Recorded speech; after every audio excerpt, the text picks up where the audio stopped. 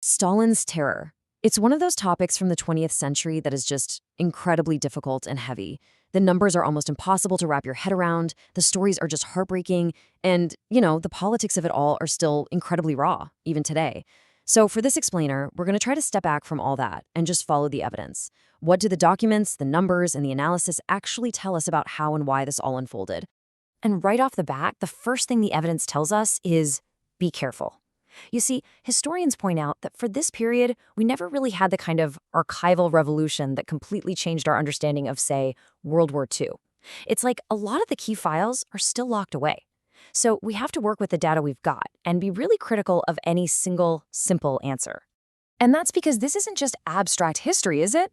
For so many people, this is family history. It's the story of a grandparent or a great-grandparent. And that personal connection makes the whole subject incredibly sensitive. Discussions can get political fast. So our goal here isn't to take a side. It's just to follow the evidence and try to understand the system and its consequences. So, with that framework in mind, let's start peeling back some of the layers of myth and, frankly, political baggage that have built up over the years. We're going to start with the most fundamental question of all: the numbers. The first question people always ask is about the scale. Just how many people were we talking about? Now, you hear all sorts of wild numbers thrown around, but decades of really painstaking archival work have given us a much clearer and no less horrifying picture. Okay, so here's the number that historians have settled on, based on official records compiled and cross-referenced over many, many years. The total number of people sentenced for political crimes between 1921 and early 1954 is right around 4 million.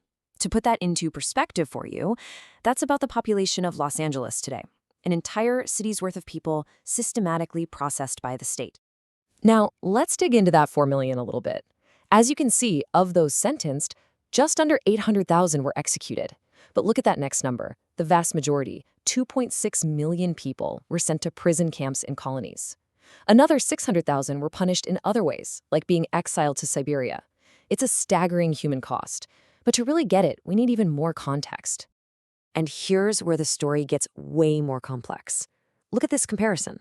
During roughly the same time, the Soviet justice system convicted about 9.5 million people for regular criminal offenses, theft, assault, that kind of thing. That number absolutely dwarfs the 4 million political sentences. And this distinction, it's absolutely key to understanding what was going on. So here's the big takeaway. The number of prisoners in a country doesn't just tell you about the crime rate. It tells you about the government's strategy for punishment. For example, the number of prisoners in Russia today is just a fraction of what it was 25 years ago, not because crime vanished, but because the state started using other punishments. Well, back in the 1930s USSR, the state's main strategy, its go-to tool for social control, was locking people up. So we have these mind-boggling numbers, but that leads to the next question. How was this even possible? I mean, how does a system process millions of people? The answer, it turns out, is in the unique legal mindset of the time. Historians have a term for this, pravosoznanie, which basically translates to legal consciousness. Think of it as a society's shared gut feeling about what justice actually is. And in the 1930s Soviet Union, the dominant idea was that the outcome, making sure a perceived enemy was punished, was way more important than the legal process. The actual procedures, just formalities. There was this popular saying back then, the thief must be in jail. And that really says it all, doesn't it? If everybody in town knows a guy's a thief, the most important thing is that he ends up behind bars. The paperwork and the technicalities are secondary. And this way of thinking had a really surprising consequence for who got labeled a political prisoner. In fact, you're not going to believe this, but based on letters and memos from inside the Gulag system itself, historians now think that as many as a quarter or even a third of the so-called political prisoners were actually just career criminals. Why? Well, it was often just bureaucratically easier. It was faster for a prosecutor to charge a violent bank robber with terrorism than to build a regular murder case. The outcome was the same. The guy was off the streets, but the political charge was just a quicker path to get there. This whole ends justify the means logic hit its absolute terrifying peak during a 2-year period we now call the Great Terror. If you look at any chart of death sentences from this time, the numbers for 1937 and 38, they go vertical. They skyrocket. So what on earth created this perfect storm? Well, Historians point to a combination of three huge things happening at once. First, there was a massive external threat. Everyone could see a huge war was coming. Second, there was an internal threat, and this one is pretty wild. The new 1936 Constitution was actually really democratic, and it terrified local party bosses who were afraid they'd lose their power in real elections. And third, you get a new guy, the ruthlessly ambitious Nikolai Yezhov, put in charge of the secret police, the NKVD. And these three factors kicked a chillingly normal-looking bureaucracy into high gear. Here's how it worked. The local secret police officers would request limits, basically quotas, for how many people they could arrest and execute in their area. The bosses in Moscow would approve them. And get this, some regional leaders even wrote back asking to increase their quotas. The cases were then rushed through these special committees called troikas, which would just rubber stamp lists of hundreds of names a day, with barely any review at all. Now, whenever you talk about repression on this industrial scale, the comparison to Nazi Germany is going to come up. It's a really contentious topic, but understanding the difference in the fundamental purpose of the Soviet and Nazi camp systems is absolutely critical if we want to understand either of them properly. And when you put them side by side, the distinction becomes really stark. Look at the goals. The Gulag, for all its unimaginable brutality, was at its core an economic system. Its purpose was slave labor and getting people out of the way. A camp warden would actually get in trouble if too many prisoners died, because that hurt production plans. Now, look at the Nazi death camps. Their goal was one thing and one thing only: industrial-scale extermination.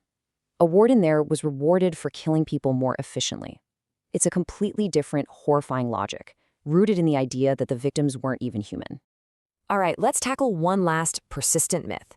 It's this common belief that every single Soviet soldier who was liberated from a Nazi POW camp was then immediately arrested and sent straight to the Gulag.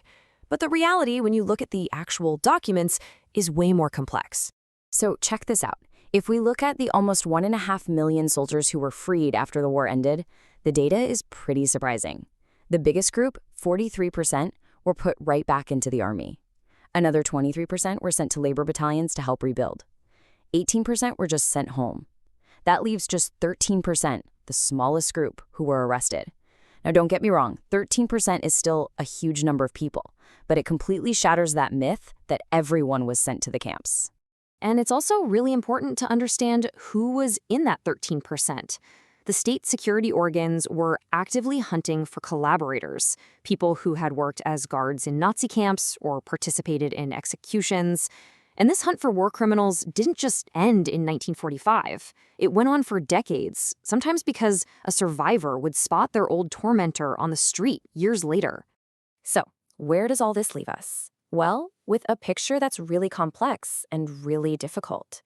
We have a system of terror that operated on its own brutal bureaucratic logic, a scale of suffering that's hard to fathom, but that was still different from other historical atrocities.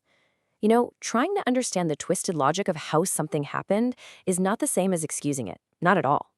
But by looking closely at the evidence, we get a little bit closer to a real understanding of the past.